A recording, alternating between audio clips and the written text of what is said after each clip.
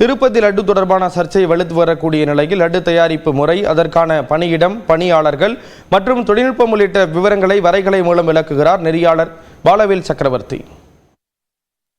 பெருமாளுக்கு உகந்த மாதமான புரட்டாசி மாதத்துல திருப்பதி லட்டு தொடர்பான சர்ச்சை கோடிக்கணக்கான பக்தர்களினுடைய உணர்வுகளை புண்படுத்தி இருப்பதாக கூறப்படுகிறது. நிலையில திருப்பதி லட்டு தயாரிப்பு முறையும் அதன் பின் எழுந்திருக்கக்கூடிய சர்ச்சைகளையும் நாம விரிவா பார்க்கலாம். அந்த வகையில திருப்பதியை பொறுத்த வரைக்கும் மொத்தம் 3 வகையான லட்டுகள் என்பது தயார் செய்யப்படுகிறது.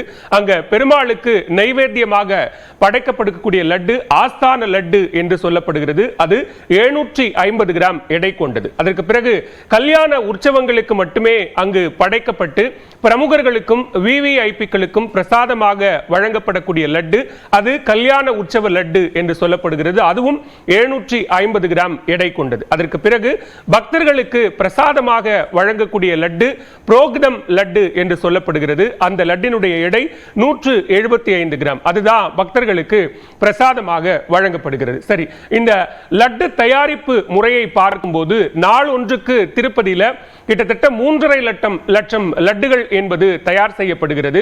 அந்த 3.5 லட்சம் லட்டு தயார் செய்யப்படுவதற்கான தேவையான பொருட்கள் அது எவ்வளவு எடை அப்படிங்கிற விவரத்தை பார்த்தோம் அப்படின்னா, கடலை மாவு 10 டன் தேவைப்படுகிறது, கற்கண்டு 500 கிலோ தேவைப்படுகிறது, சர்க்கரை 10 டன், முந்திரி 750 கிலோ, உலர்ந்த திராட்சை 500 கிலோ, ஏலக்காய் 200 கிலோ. கிட்டத்தட்ட இந்த லட்டு தயாரிப்புக்கு என்று பார்க்கும்போது திருப்பதியில மிகப்பெரிய ஒரு இடம் இருக்கு. அந்த இடத்திற்கு பெயர் லட்டு பொட்டு அப்படின்னு சொல்றாங்க.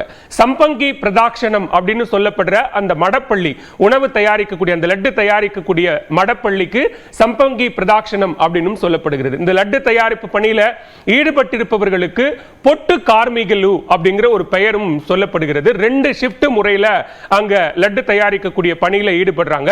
ஒரு ஷிஃப்ட்டுக்கு 600 பேர் அப்படின்னு 1200 பணியாளர்கள் இந்த லட்டு தயாரிப்பு பணியில ஈடுபட்டிருக்காங்க. இந்த லட்டு பொட்டு தயாரிக்கக்கூடிய இடத்துல இப்ப சமீப காலங்களில் கடந்த சில ஆண்டுகள்ல ஆஸ்திரேலியா, ஜெர்மனி, சுவிட்சர்லாந்து போன்ற நாடுகளில் இருந்து இறக்குமதி செய்யப்பட்ட 50 கோடி ரூபாய் மதிப்பிலான நவீன இயந்திரங்கள் மூலமாக லட்டு என்பது தயார் செய்யப்படுகிறது. அது இன்னும் ஃபுல் ஃபிளெஜ்டா அந்த இயந்திரங்களை பயன்படுத்தல.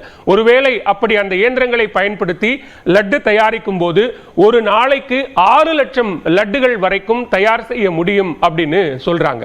சரி, இப்ப இந்த சர்ச்சை எங்கிருந்து எழுந்தது அப்படின்னு பார்த்தோம் அப்படின்னா, ஒரு குறிப்பிட்ட தனியார் நிறுவனத்திடமிருந்து கொள்முதல் செய்யப்பட்ட அந்த நெய்ல மாட்டு கொழுப்பு, மீன் எண்ணெய் போன்றவை அதிக அளவில் இருக்கு அப்படிங்கிறது தான் இந்த சர்ச்சைக்கான காரணம். அது தேசிய பால்வள ஆராய்ச்சி மையத்திற்கு அந்த நெய்யினுடைய சாம்பிள்கள் அனுப்பப்பட்டு அங்கு பரிசோதனை முடிவுகள் மூலமாக இந்த விஷயம் என்பது தெரிய வந்திருக்கிறது.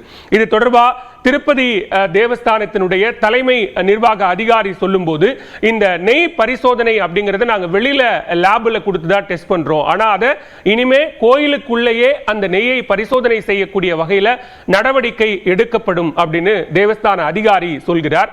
இந்த சர்ச்சையில மிக முக்கியமாக குற்றம் சாட்டப்பட்ட முன்னாள் முதலமைச்சர் ஜெகன்மோகன் ரெட்டியும் இது தொடர்பான ஒரு விரிவான விளக்கத்தை கொடுக்கிறார். அவர் இந்த நெய்யில் மாட்டு கொழுப்பு குற்றச்சாட்டுகளுக்கு முழுமையாக மறுப்பு தெரிவிக்கிறார். இது முழுக்க முழுக்க அரசியல் காரணங்களுக்காக முதலமைச்சர் சந்திரபாபு நாயுடு வைக்கக்கூடிய குற்றச்சாட்டு அப்படிங்கிறது தான் ஜெகன் தரப்பு விளக்கம். இது அரசியல் காரணங்களுக்கு எல்லாம் அப்பாற்பட்டு ஆன்மீக காரணங்களாக பார்க்கப்படும் போது இது கோடிக்கணக்கான பக்தர்களின் உணர்வுகளை புண்படுத்தி இருக்கிறது அப்படிங்கிறது தான் இதன் மூலமா பார்க்க முடியும்.